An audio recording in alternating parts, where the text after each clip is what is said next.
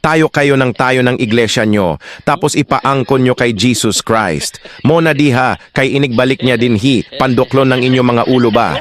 Mga wamoy batasan, himo-himo mog inyo unya lain inyong paangkonon, nayabag ka. Naabadi ay gitukod si Jesus nga iglesia sa hentil nga wala man.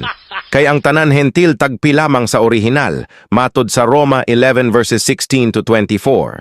Doon na iglesia kaniadto pa, sawa pa magpakatawo si Jesus. Acts 7 verse 38, KJV.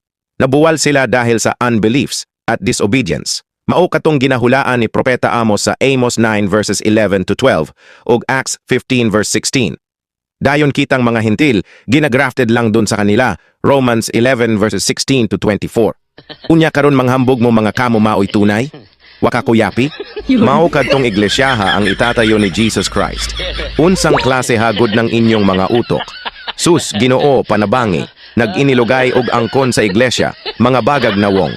Unsa man ni, wabag yud mo kasabot sa Biblia. Or nangilad lang ba kahamo? Dunapay usa katawo bagapog na wong. Kay notorious daw ang mangaral nga Biblia ang gamiton, sus in town, nagkwentas pag krus ang loko, makitan ranin ninyong tawhana ug mulabay nis inyong wolba. Mao diyay nga kaning mga tawhana, wagyoy ka ba ang kaagan sa salita ng Dios kay dili man diyay mo gamit og Bible, unsa diyay kaha ilang gigamit sa preaching, no? Di ba kahadyaryo puto sa budo? Kay notorious lagi daw ang Biblia gamiton sa preaching. Mao di ay nga 98% sa ilang doktrina baliktad sa nakasulat. Mo na diha kay buot-buot man. Unya, hambog ra ba kaayo kay kon wala daw Katoliko wala daw Biblia na nayabag na gyud ni. Abir kon sa inyo ang Biblia, ngano halos tanan ninyong doktrina kabaliktaran sa nakasulat. Paano mo i-eksplikar kana?